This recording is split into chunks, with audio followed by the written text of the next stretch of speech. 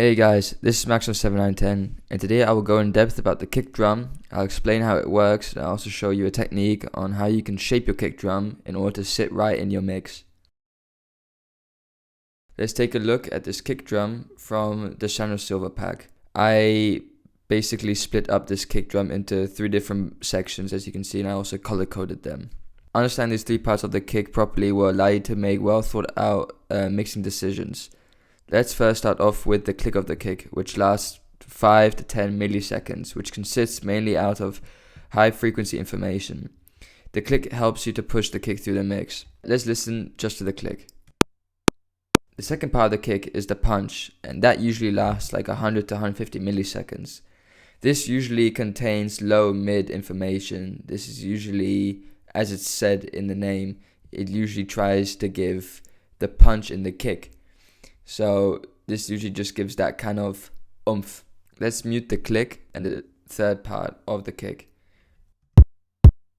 We can take a look on the equalizer where exactly the punch is located. So as you could tell, it was mainly in this area, so between 90 and 300 Hertz. At last, we have the tail of the kick. Depending on the length of the tail, you can then tell the key of the kick. So for example, let's mute the kick and the punch, and let's just listen to the tail itself. Here, you can tell that the tail basically consists out of the low frequencies.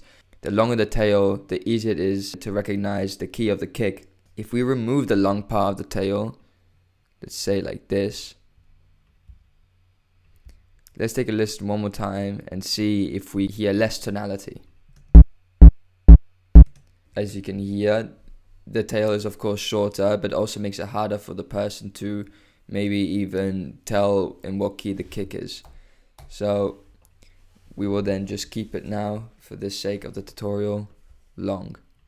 Now let's come to problems with kicks in context of your production. If you can tell that the kick is not coming through in your mix, it might mean that the click of your kick is not strong enough, or the punch of the kick is too short, or it doesn't have enough content in the mid area, which means the kick is just then a click and a long tail. You can fix these problems by either replacing the kick with a kick that sounds more decent in context with your mix, or you can fix the initial kick by EQing, saturating, or compressing specific parts of the kick drum. You can also do, for example, multi-band saturation or multi-band compression. Another technique that has been commonly used the past 20 years is layering kick samples.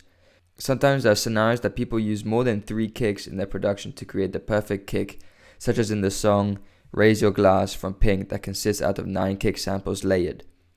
So long you know what the purpose is of each kick, it can work, but it can also create big mixing and phasing problems, and it can take away the power and impact you're trying to achieve.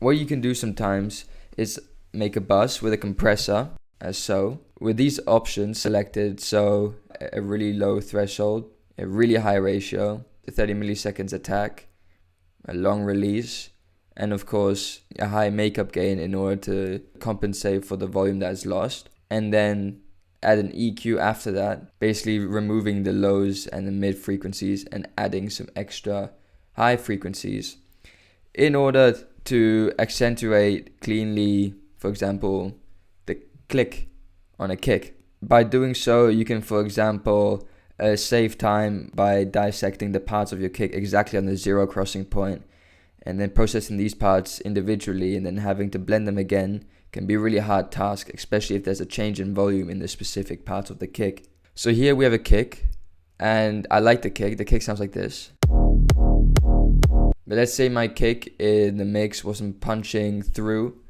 and I felt like I need a little bit more click. I'll basically apply that method I just showed right now without the bus,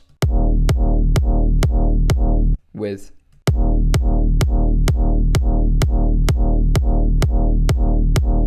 You can tell the click is slightly accentuated, but really gives that edge. If you notice your kick is missing sub and you like to create the sub of your kick cleanly, it's best to use a synth like Serum. By using a synth, you can determine the key of your kick much more easily than using a sample. Make sure to use on the synth the sine wave table, since that's what subs usually consist out of. And according to your taste, you can add distortion or saturation to the sub in order to create more harmonies or frequencies to the sound, so then it can sound even more tonal. So for example, let's say we have this kick here, and I can't really tell the tone of the kick, and I feel like it's missing some sub. So let's just take here a simple sine wave from Serum, which looks like this. Let's say we want an F. Then we can, for example, make the tail here in this kick a little shorter in order to not create any phasing problems with the new sub that we are trying to add now. We can put the sub in mono. As I mentioned earlier, we can also add, for example, saturation, because a note in the sine wave doesn't sound strong enough on its own like this. So let's just maybe add a little of saturation. Now we can tell more the tonality. Let's just maybe high cut a little bit. Then let's sidechain this sub to this kick, which is basically now just a click and the punch. And now altogether it sounds like this. The good thing about using synthesizers is that you can determine not just the key of then your kick, but you can also determine the length of then the sub or the tail. So I felt like that was a little too long. What we can do is basically do this, so basically make it shorter and just add a little release.